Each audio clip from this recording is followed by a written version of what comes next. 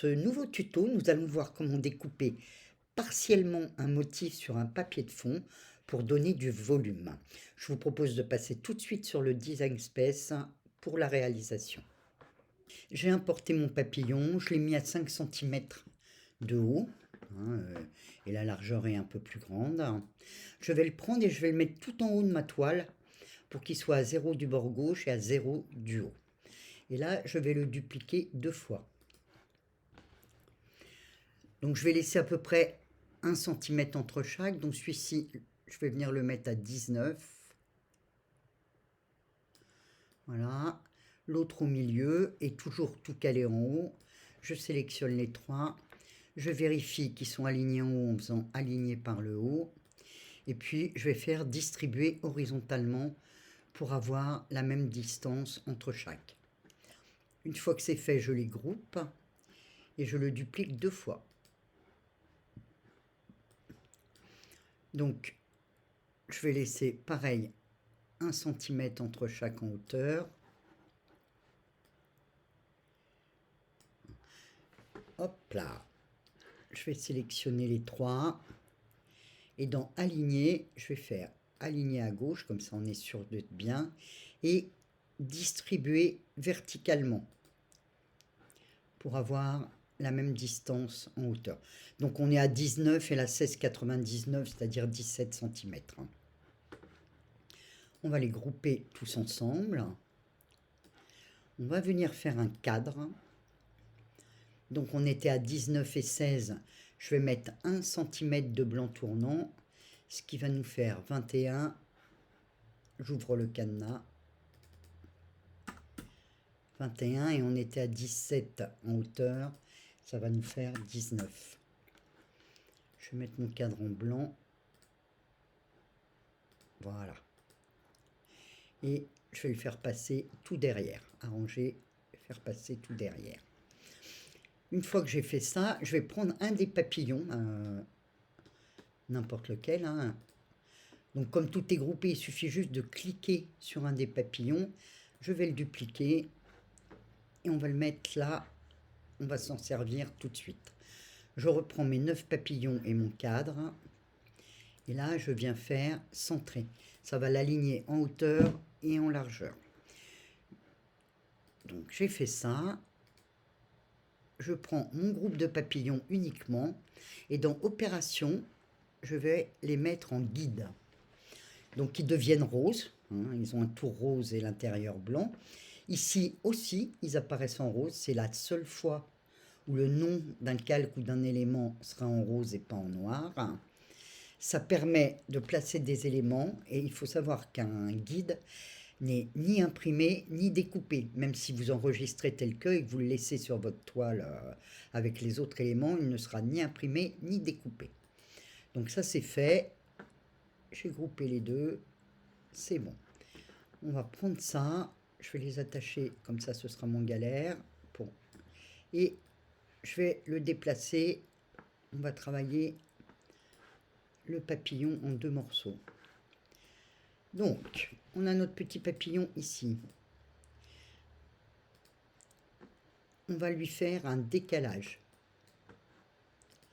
Le décalage, on va le faire de 0,02 cm. Vérifiez que vous êtes bien en centimètres et pas en inch. Et on va faire appliquer. Voilà. Vous voyez, le décalage se voit à peine. C'est tout petit comme décalage. C'est 1 dixième, 2 dixièmes de millimètre. Donc c'est vraiment petit. Une fois qu'on a fait ça, on sélectionne les deux. Le papillon plus son décalage. Et dans associer, on va faire exclure. Le fond du papillon est passé en transparent. Il n'y a plus de fond, il ne reste que les contours. Maintenant, on va supprimer cette partie-là, c'est-à-dire la tête et le bas du corps, pour que nos deux demi-ailes, nos deux ailes, restent accrochées au papier et que ça ait disparu, que ça ne soit pas découpé entièrement. Donc on va aller chercher un petit carré. Voilà, on va le réduire. On va venir le mettre là. On va faire centrer au milieu. Donc on va dans aligner et on centre horizontalement. Et pour voir exactement où on est, vous pouvez faire un truc très simple, c'est vous sélectionnez votre rectangle que vous venez de faire et vous le mettez en stylo. Comme ça, vous voyez à travers votre rectangle. Hein, c'est pas mal, c'est exactement ce que je voulais. Donc je vais le repasser en découpe, n'oubliez pas. Et là, je vais sélectionner les deux et je vais faire retirer.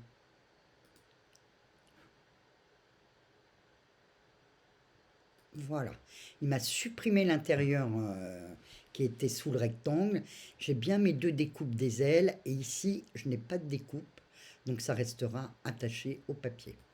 Après, c'est très simple, hein. Vous reprenez votre gabarit que vous avez fait, vous prenez le papillon découpé que vous venez de faire et vous collez chacun sur les papillons.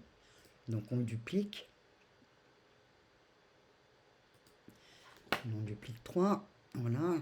2 pour en avoir 3. On vient le mettre là.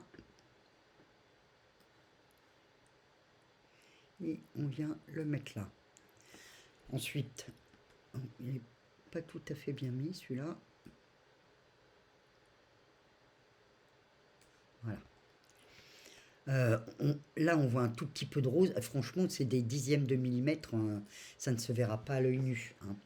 Vous sélectionnez les 3 que vous venez de faire. Et comme tout à l'heure, vous les dupliquez 2 fois.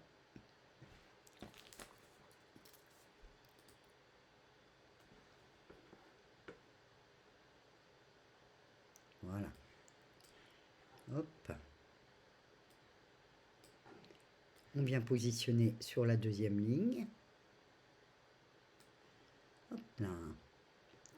Puis on vient positionner les autres sur la troisième ligne.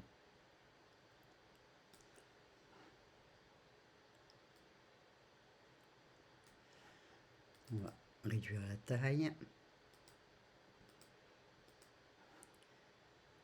Voilà, on a tout mis les uns sur les autres. On prend tout et on attache.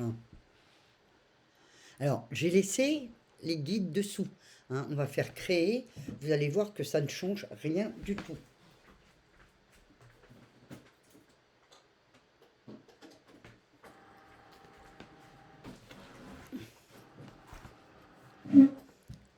Voilà, désolé, je n'avais pas allumé ma Cricut. Donc, je vais faire créer. Je n'ai qu'un seul tapis, hein, et vous voyez, j'ai que mes découpes. Les guides n'apparaissent nulle part. Donc, je vais découper et puis je reviens vous montrer ce que ça donne et on fera ensemble la suite.